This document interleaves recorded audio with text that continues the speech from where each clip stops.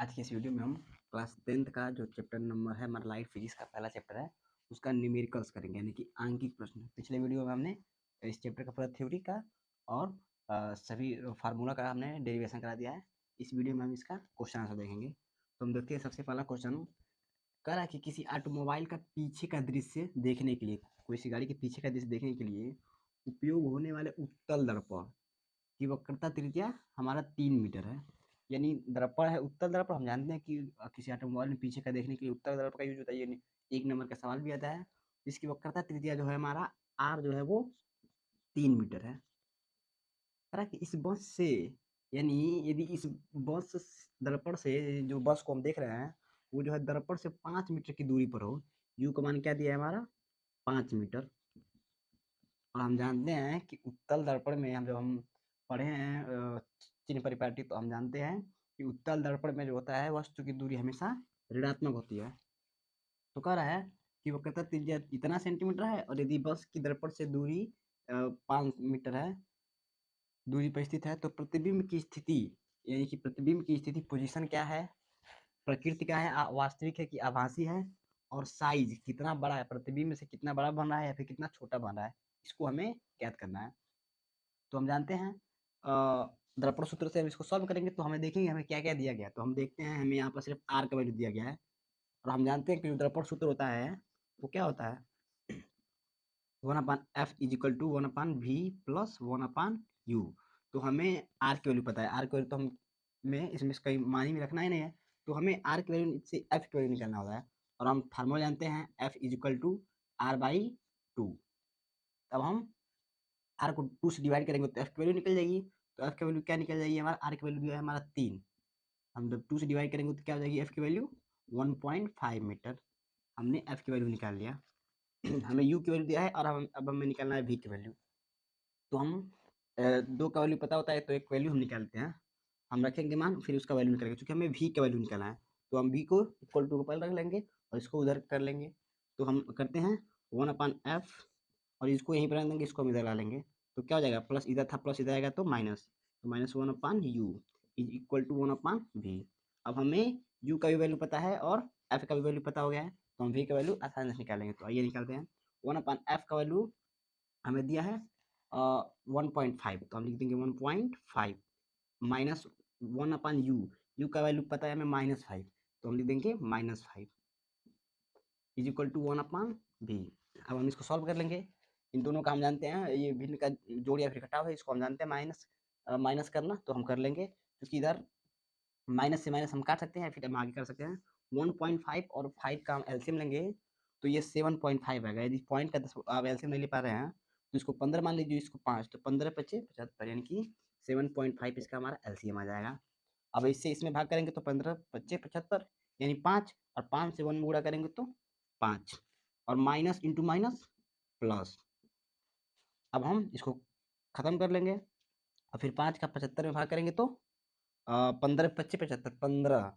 अब जब 15 का 1 में गुणा करेंगे तो हमारा क्या हो जाएगा 1.5, क्योंकि ये दशमलव में ना, देखिए भिन्न का जोड़ जाना जानते हैं, हम दोनों कैल्सियम ले लेते हैं और इसका इसमें डिवाइड करते हैं, जितना वैल्यू आता है इसका उसके ऊपर वाले में मल्टीप्लाई कर देते हैं, तो इसका वैल्यू ये आ गया इज इक्वल टू 1/v। अब 5 प्लस 1.6 यानी कि 6, 5 प्लस 1.5 यानी कि 6.5 divide by 7.5 is equal to 1/v। अब हमें v का वैल्यू निकालना होगा, तो v कैसे तिर्यक गुणा हो जाता है, तो क्या हो जाएगा हमारा 6.5 भी इक्वल टू 7.5, यानी कि 6.5 भी इज इक्वल टू 7.5। अब हमें v का वैल्यू निकालना है, तो v का वैल्यू क्या हो जाएगा हमारा 7.5 डिवाइड बाई 6.5। हम यहाँ पर v का वैल्यू निकाल लेंगे, और v का वैल्यू है हमारा 7.5 डिवाइड बाई 6.5। अब देखिए अब इतना बड़ा है, इसको हम छोटा कर लेंगे, इसको हम 5 से डिवाइड करेंगे तो क्या हो जाएगा 5 वन जा 5 और 5 और 5 जा 25, यानी 15 पचे 75, यानी दशमलव के बाद दशमलव लगा देंगे एक अंक के बाद। अब ये 13 पचे 65, यानी 1.3। फिर इसको और डिवाइड छोटा करेंगे तो क्या आ जाएगा v की वैल्यू, हम 15 में 13 से भाग करना है, तो 13 कम 13 1 बढ़ जाएगा, यहाँ कैरी बचा 2, फिर हम एक ही बढ़ जाएगा, दशमलव लगा देंगे, 13 कम 13, फिर कैरी बचा हमारा फिर से देखेंगे हम इसको। हमें 13 का हमें भाग करना है तो 1 जाएगा, यहाँ पर बचा हमारा 2। और फिर हमें 13 का भाग करना है 2 में, तो 13 कम 13 हासिल बचा 7। अब फिर हमें 13 7 में भाग करना है तो 13 5 65 तो 5 जाएगा, तो हम 5 लिख देंगे। तो हम सिर्फ ये 2 अंक तक वैल्यू ले लेंगे। तो हमें v का वैल्यू भी पता चल गया। v का वैल्यू कितना पता चला है, हमें प्लस में पता चला है। ये हमारा v का जो वैल्यू है निकला है प्लस 1.15। इसका मतलब ये हुआ कि जो प्रतिबिंब जो बनेगा हमारा मिरर में, वो पीछे बनेगा और 1.15 मीटर की दूरी पे बनेगा। v की जो वैल्यू है ये हो गई हमारा। अब हमने v का वैल्यू निकाल दिया। अब हमें कहा कि प्रतिबिंब की स्थिति बताइए, प्रकृति बताइए तथा साइज ज्ञात कीजिए। यानी प्रकृति का मतलब ये हुआ ये वास्तविक है कि आभासी है, और साइज का मतलब ये हुआ कि कितना आकार में बड़ा बनेगा या फिर छोटा बनेगा। तो इसको निकालने के लिए हमें सूत्र पता है रेखीय आवर्धन का। तो हम यहाँ पर लिखे निकालेंगे, रेखीय आवर्धन इज इक्वल क्या होता है, मैग्नीफिकेशन इज इक्वल टू क्या होता है हमारा एच डैश अपान एच होता है, या फिर माइनस में वी अपान यू होता है। ये हमें पता है। वी मतलब प्रतिबिंब की दूरी, यू मतलब वस्तु की दूरी। यू का वैल्यू हमें दिया है -5 मीटर, और वी का वैल्यू अभी हमने जस्ट निकाला है +1.15। तो हम इसको रख देंगे, यहाँ पर मान रख देंगे।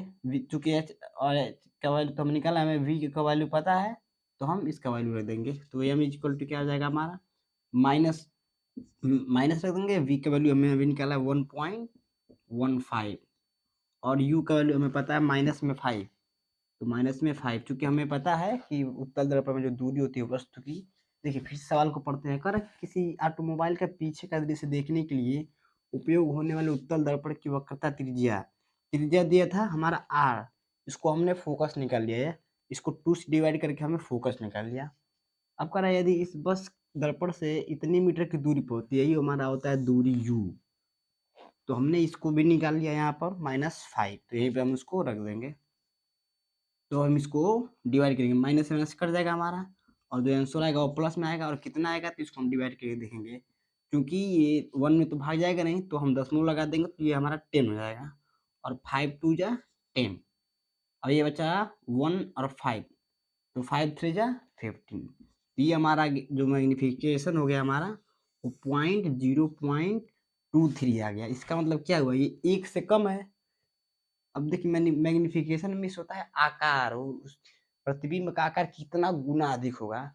तो अब बताइए 0.23 है जो 1 से कम है, इसका मतलब हम इसको गुणा करेंगे तो आकार में छोटा होगा।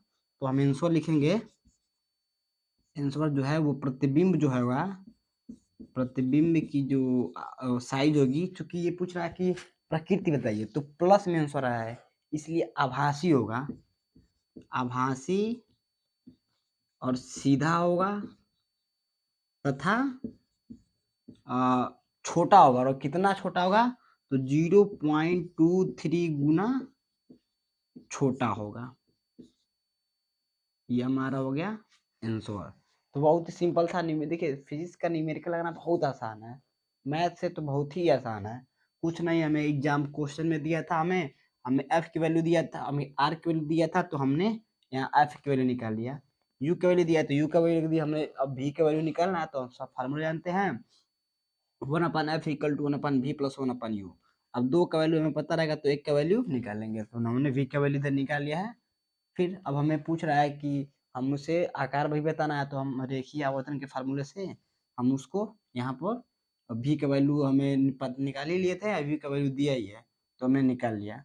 तो अब हमें मेन चीज बताना है कि प्रतिबिंब की स्थिति बताना है, और प्रकृति बताना तथा साइज बताना है।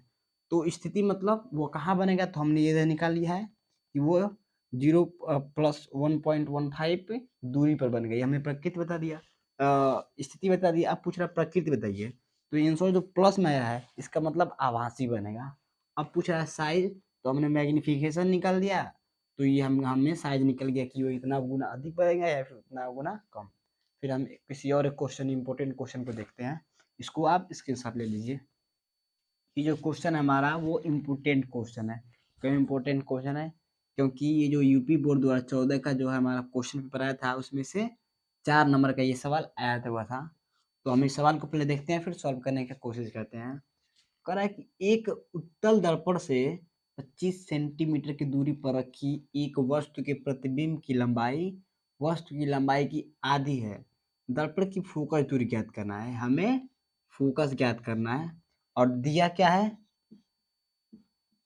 कि एक उत्तल दर्पण, सबसे पहले हम समझेंगे ये दर्पण कौन सा है। तो उत्तल दर्पण है और इसकी जो दूरी है वस्तु से वो 25 सेंटीमीटर। तो हम जानते हैं उत्तल दर्पण की जो दूरी होती है हमारी माइनस में होती है। तो हमने यू जो दिया है हमारा -25 सेंटीमीटर। अब हमें कह रहा है कि वस्तु के प्रतिबिंब की लंबाई, वस्तु की जो लंबाई है उसकी आधी है।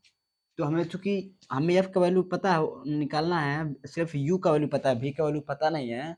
तो हम वी का वैल्यू कैसे निकालेंगे, ये जो दिया है आवर्धन उससे निकालेंगे। कह रहा है प्रतिबिंब की लंबाई जो है वस्तु की लंबाई की आधी है। तो आवर्धन जो होता है हमारा, वो जो मैग्निफिकेशन होता है वो दिया है प्रतिबिंब की लंबाई से आधी है। मान लीजिए प्रतिबिंब की लंबाई यदि 1 सेंटीमीटर है तो वस्तु की लंबाई 2 सेंटीमीटर। तो ये हमारी हो गई प्रतिबिंब की लंबाई और ये हो गई वस्तु की लंबाई। तो ये क्या है, प्रतिबिंब की लंबाई मान लीजिए 1 है तो वस्तु की लंबाई 2 है, क्योंकि प्रतिबिंब वस्तु से आधी है। तो ये दिया है। और हम जानते हैं चूंकि आवर्धन होता है जो है हमारा माइनस में ये भी अपान माइनस में यू, ये भी होता है। तो अब हम यहाँ पर देखिए यू का वैल्यू जो चूंकि हमें पता है तो हम भी का वैल्यू निकालेंगे। तो आइए हम समीकरण में मान रख के हम भी का वैल्यू निकालते हैं। हम जानते हैं कि जो रेखीय आवर्धन होता है वो होता है माइनस में भी अपान यू बराबर, ये दिया है हमारा 1/2। तो देखिए हमें निकालना है माइनस में भी का वैल्यू तो निकालना है, और यू का जो वैल्यू दिया है हमारा माइनस में 25 दिया है। तो हमने माइनस में 25 लिख दिया है इज इक्वल टू 1/2। अब देखिए माइनस से माइनस कट जाएगा। अब देखिए यहाँ तक समझना हमें बहुत महत्वपूर्ण, यहाँ तक नहीं समझेंगे तो फिर हम आगे नहीं समझ पाएंगे। एक बार फिर से देखते हैं, हमें फोकस निकालना है और यू का वैल्यू दिया है, वी का वैल्यू नहीं दिया है, लेकिन हमें दिया है कि प्रतिबिंब की लंबाई जो है वस्तु की लंबाई की आधी है। तो हमने प्रतिबिंब की लंबाई 1 मान लिया तो वस्तु की लंबाई 2 मान लिया। और हम जानते हैं प्रतिबिंब की लंबाई बट्टे वस्तु की लंबाई, जिसे हम एच डैश अपान एच भी कहते हैं, इसका वैल्यू हमें यदि पता है तो, और u का भी वैल्यू पता है तो हमें v का वैल्यू पता कर लेंगे। क्यों, क्योंकि एक हमारा आवर्धन सूत्र जो होता है ये हमारा होता है H dash upon H is equal to हमारा v अपान यू। तो हमें एच डैश और एच की वैल्यू पता है और यू की वैल्यू पता है, तो हम v का वैल्यू निकाल लेंगे। तो हमने वैसा ही किया है। हम जानते हैं रेखीय आवर्धन का जो सूत्र होता है वो माइनस बी अपन यू होता है, और एच डैश अपन एच की वैल्यू जो है पता है 1/2। तो हमने यहाँ पर अब हम v की वैल्यू निकाल रहे हैं, तो v की वैल्यू निकालिए। इधर 2x यानी 2v बराबर 25, तो v बराबर 25/2 सेंटीमीटर। ये हमने v का वैल्यू निकाल लिया। अब हमें कुछ निकालना है f की वैल्यू।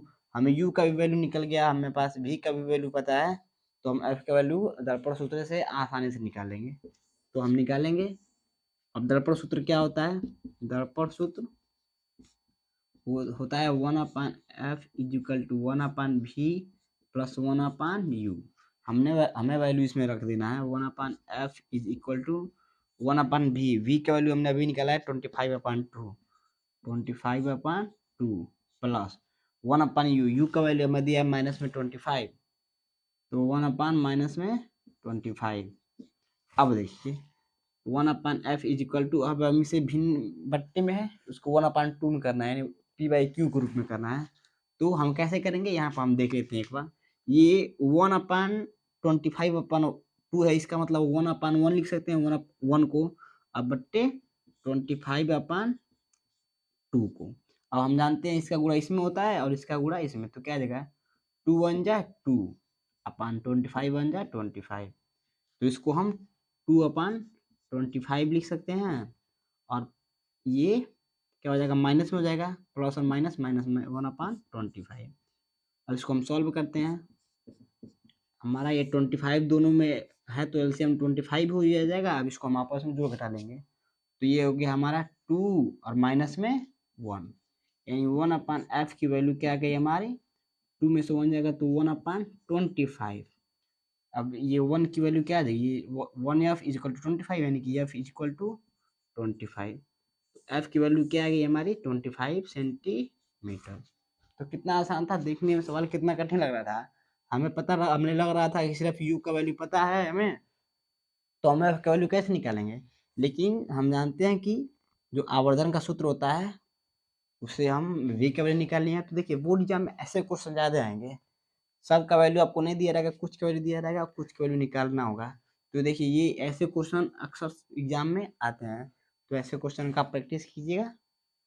फिर हम अगले वीडियो में और नए चैप्टर को एक्सरसाइज कराएंगे। तब तक के लिए धन्यवाद।